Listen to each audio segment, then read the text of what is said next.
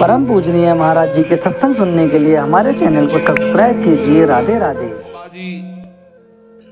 भगवान शिव से विलग होकर अपने शरीर को भस्म किया, हिमालय के यहां जाकर के पार्वती जी के रूप में प्रकट हुए। हिमालय पुत्री पार्वती बाल्यावस्था से ही निरंतर ध्यानस्थ रहना शिव अनुराग में।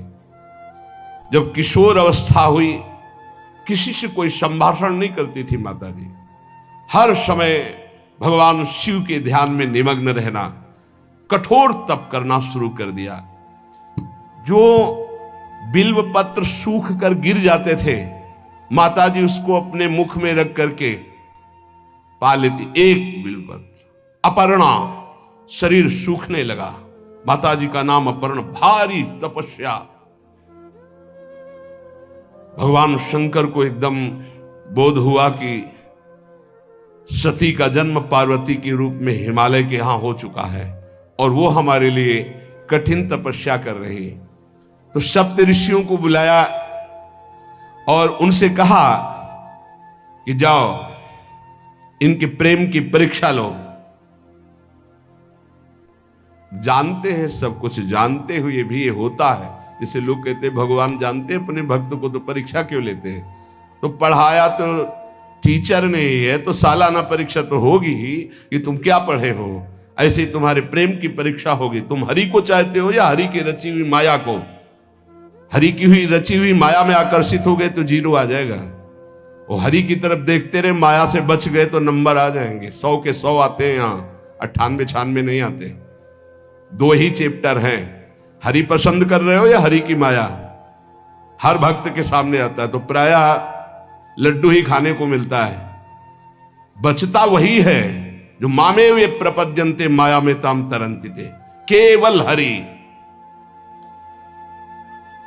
पार्वती पहि जाई तुम प्रेम परीक्षा लेहु, गिरिहि पेरि पठयहु भवन दूरी करेहु संदेहु। हे सप्तऋषियों, जाओ, हमारी आज्ञा है। पार्वती की प्रेम की परीक्षा लो, यदि पास हो जाएं तो उनको तपस्या से निवृत्त करो। बोलो महादेव जी प्राप्त हो जाएंगे। जाओ भवन को चली जाओ, तपस्या की आवश्यकता नहीं। ऋषियों ने जाकर के पार्वती जी को देखा, मानो मूर्तिमान तपस्या विराजमान हो, अस्थिमात्र हुए रहे शरीर, सूखे पत्ते बिल्व के।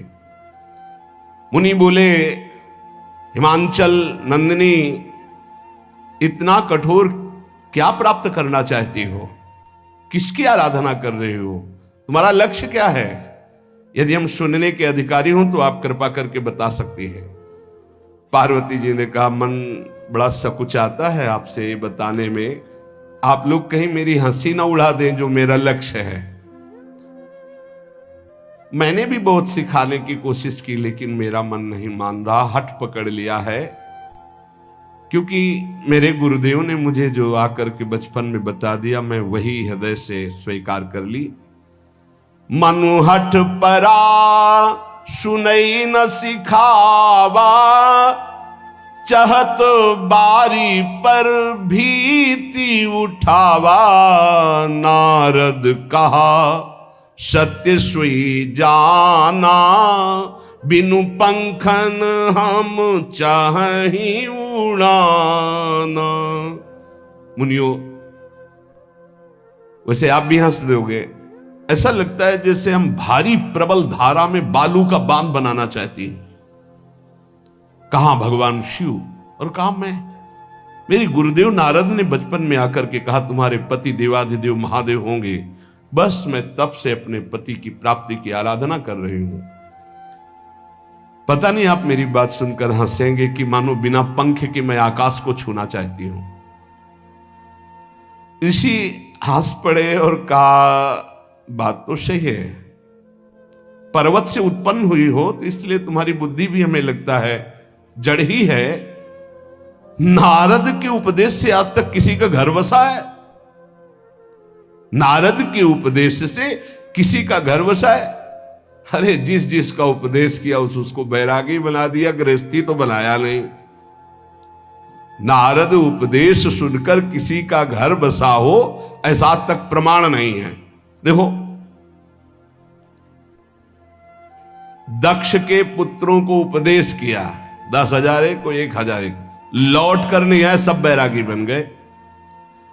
चित्रकेतु को उपदेश किया, घर चौपट हो गया। प्रहलाद जी को उपदेश किया, पूरा हिरण्यकश्यप का नाश हो गया। नारद सिख जे सुनहि नर नारी, अवसी होई तजी भवनु भिखारी। तुम्हारे गुरु नारद जी की जो सीख सुना बर्बाद हो गया, बाबा जी बन गया, भजनानंदी बन गया।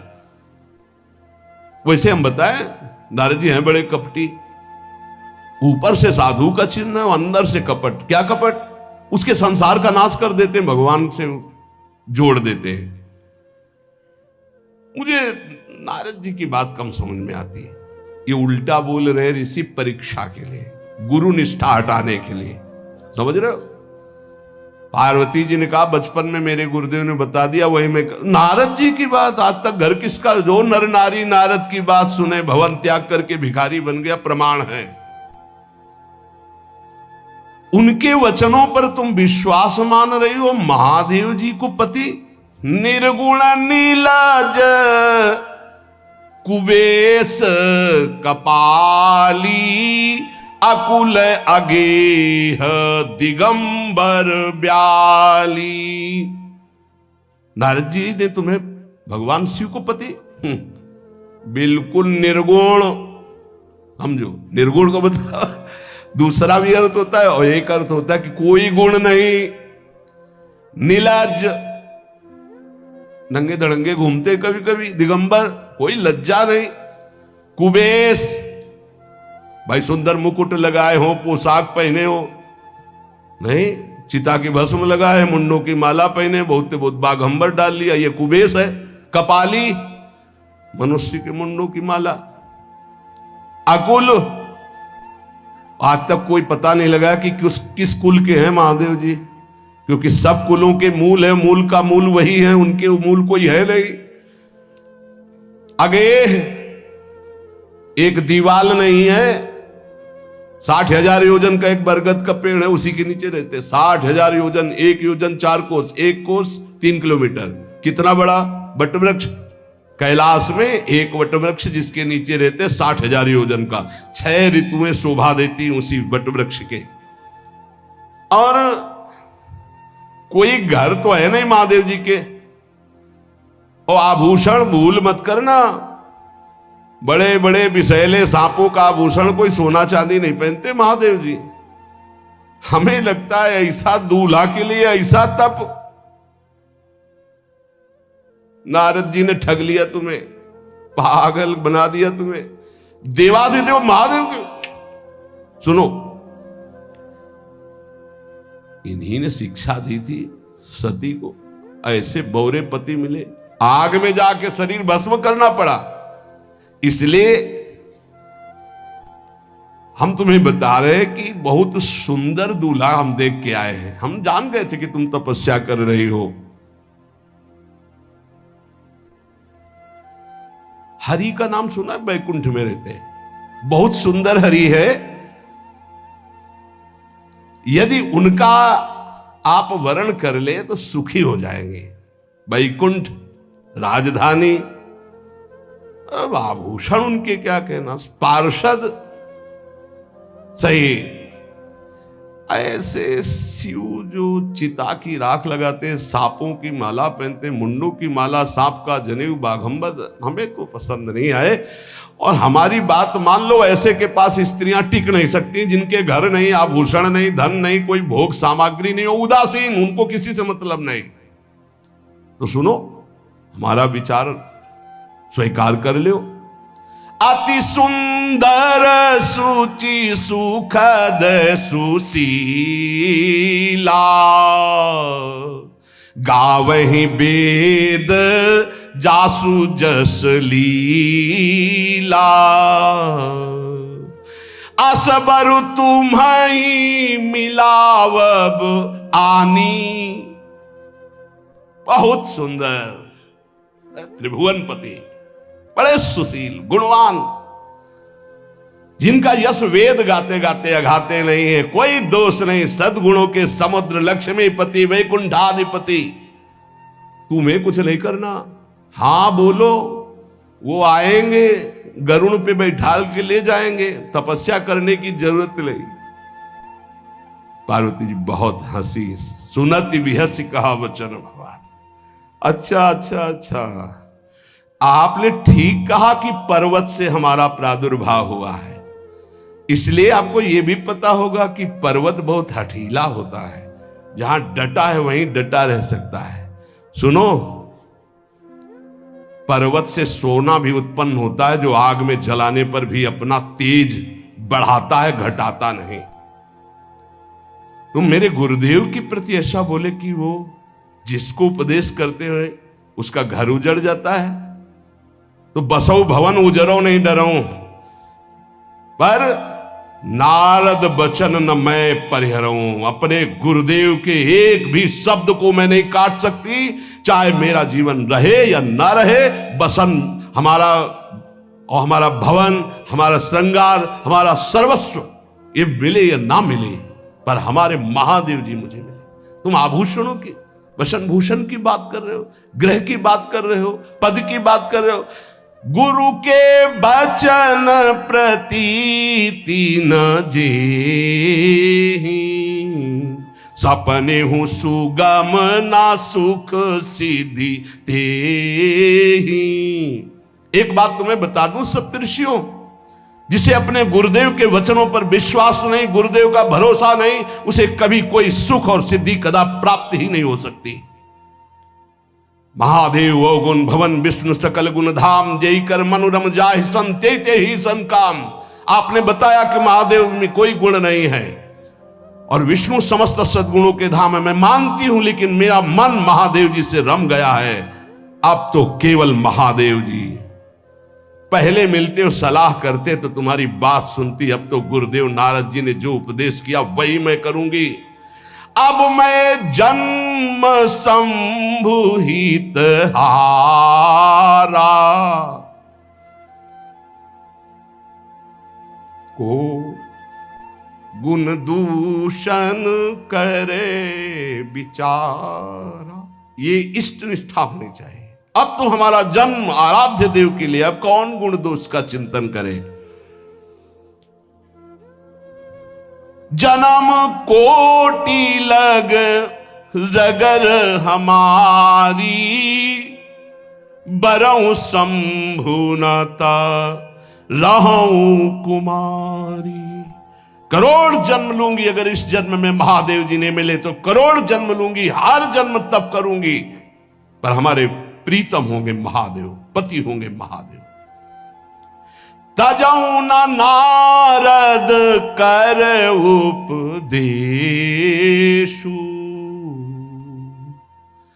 आपु कहीं सत बार महेशु। हजार बार आकर के, सैकड़ों बार आकर महादेव जी भी कहें कि अपने गुरुदेव के वचन छोड़ दो, तो मैं अपने गुरुदेव के वचनों का त्याग करने वाली नहीं।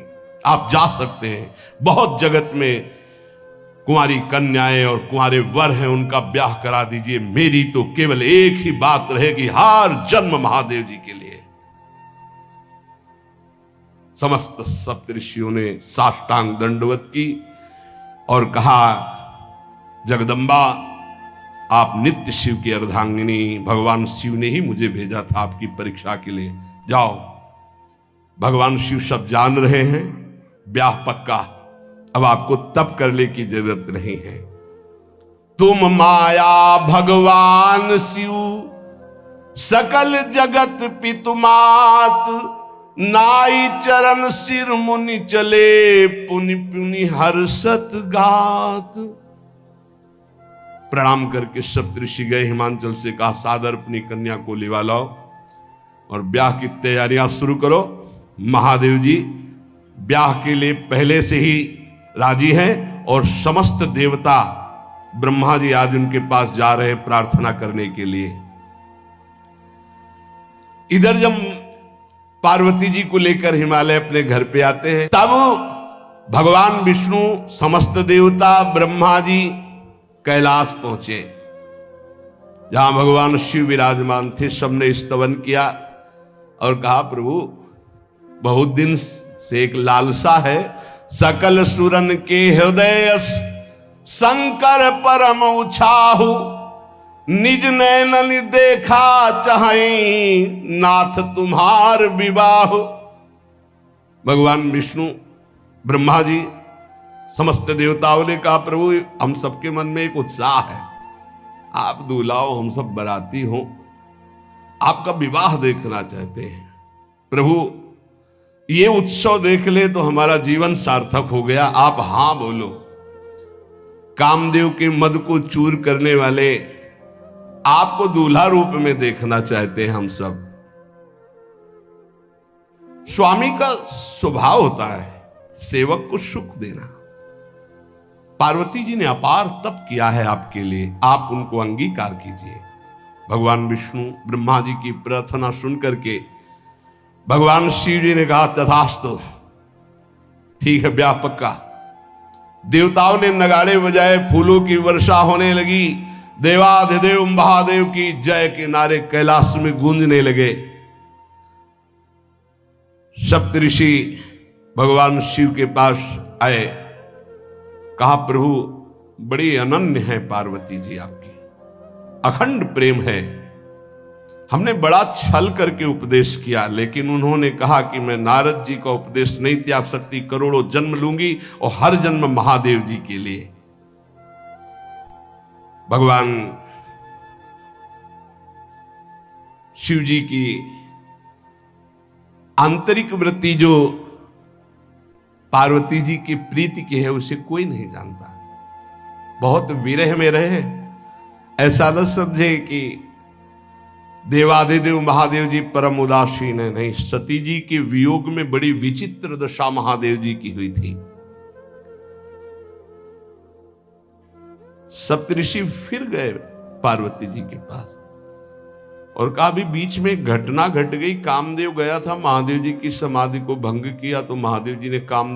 राधा वल्लभ श्री हरिवंश महाराज जी की ये वीडियो अगर आपको अच्छी लग रही है तो आप हमारे चैनल को सब्सक्राइब कर लीजिए और बेल आइकन के नोटिफिकेशन को ऑन कर लीजिए, जिससे महाराज जी की वीडियो सबसे पहले आप तक पहुंचाने में हमको आसानी होगी। राधे राधे।